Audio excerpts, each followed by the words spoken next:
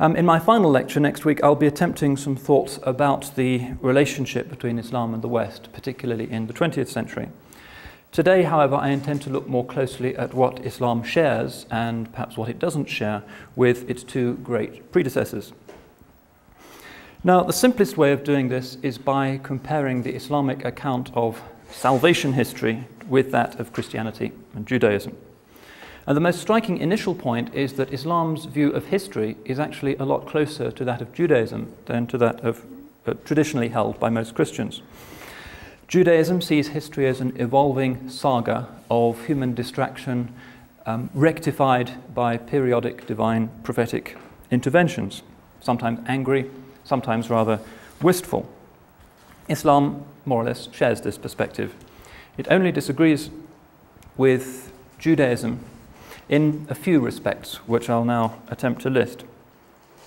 Firstly, Islam very emphatically prefers the style of Jewish religion proclaimed by the great annunciatory prophets of the Old Testament, such as Isaiah and Jeremiah, with their thundering yet ultimately compassionate awareness of the subtlety of sin in the human soul. And it prefers this style of Jewishness to the complexities of rabbinical Judaism, as this was worked out in the Second Temple period, and essentially brought to its modern Orthodox form with the codification of the Babylonian Talmud in the late 1st and early 2nd centuries of the Common Era. However, there is a distinction. Muslims regard the rabbinical form of Judaism simply as too difficult, an unnecessary complication of the simple, yet nonetheless law-inspired prophetic ideas of the Old Testament prophet. And so we find that Islamic law, the Sharia, is in fact, while in some ways clearly a continuation and an affirmation of Jewish law, nonetheless simplifies it very much, ameliorates it. The most obvious case of this is, for instance, the laws on purity, a lot easier in Islam than in Judaism. If you look at Jacob Neusner's translation of the books on purity from the Talmud, you'll see there are several volumes just on how to keep yourself clean. In the books of Islamic law, it's at most a few pages, depending on the scale of the commentary. Similarly, there's an amelioration and a simplification of the dietary laws. Jewish dietary law is very difficult. There's the obligation, for instance, to keep milk foods apart from meat, etc. That prohibition has not been continued in Islam. There is the kosher regulation in that animals have to be slaughtered in the kosher fashion, drained as much as is feasible of the blood. Nonetheless, generally speaking, Islamic dietary law is a good deal easier than Jewish law. So you'll find in schools, for instance, Muslim kids will have less difficulty at lunchtime than will Orthodox Jewish children. Similarly, in Islam, the Sabbath laws are more or less done away with. Islam doesn't actually recognize a day of rest in the traditional Jewish or Christian sense. There is the Friday prayer, and Friday in most Muslim countries is a public holiday. Nonetheless, people can work there, and there's no complex web of prohibitions on what you can and can't do on that day. Second major point is that Islam has drastically modified Jewish patterns of fasting. The traditional Orthodox Jewish fast is 24 hours, the Yom Kippur fast being the most conspicuous example. The Muslim fast, as I explained yesterday, and as perhaps you'll be trying tomorrow, extends from first light until sundown. Thirdly, the question of the covenant. Islam holds that God's covenant has been extended beyond the people of Israel to cover a truly multinational, universal religious family in which genetics, inheritance is irrelevant. What the Quran refers to as the Ummah, an important term. You can omit the final H if you choose. This means the family of all Muslims, the community of Muslims. And it has no ethnic connotations whatsoever. And Islam's self-perception is that previous episodes of prophecy, whether in the Semitic tradition or in others which are not mentioned by the Quran, were specific to particular human groups. So we find a hadith saying, The prophet saying, "Every prophet before me was sent only to his own people, but I was sent to all mankind." And another illustration of this is a famous hadith in which we learn that on the day of judgment, every prophet will intercede for his own community.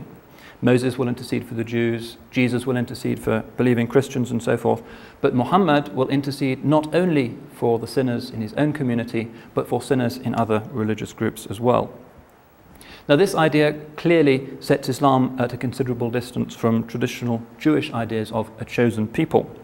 In fact, Islam has theologically been unable to accept such an idea, at least in its Orthodox Jewish formulation, because it seems to impugn the ethical nature of God.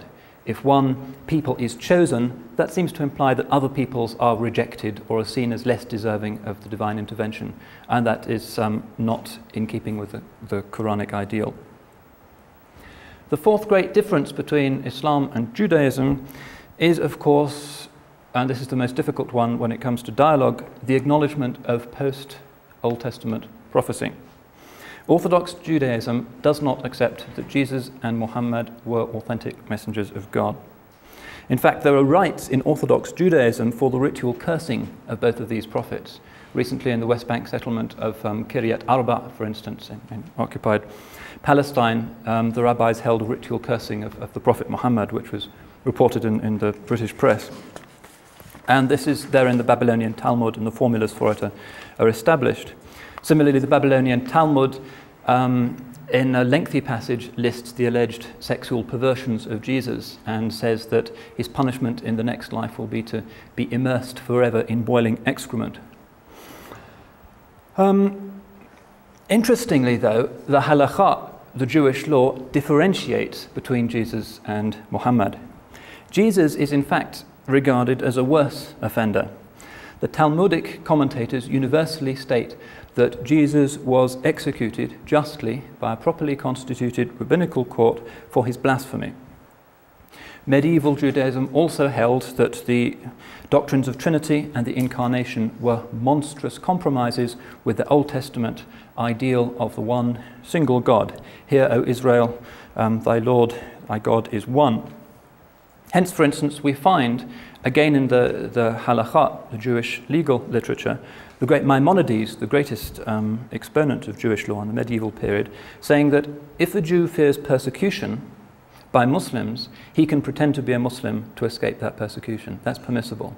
But if he fears persecution by Christians, he cannot pretend to be a Christian because Christianity is a compromise with monotheism, whereas Islam is not. Similarly, the halakha discussion of kosher wine also illustrates this point.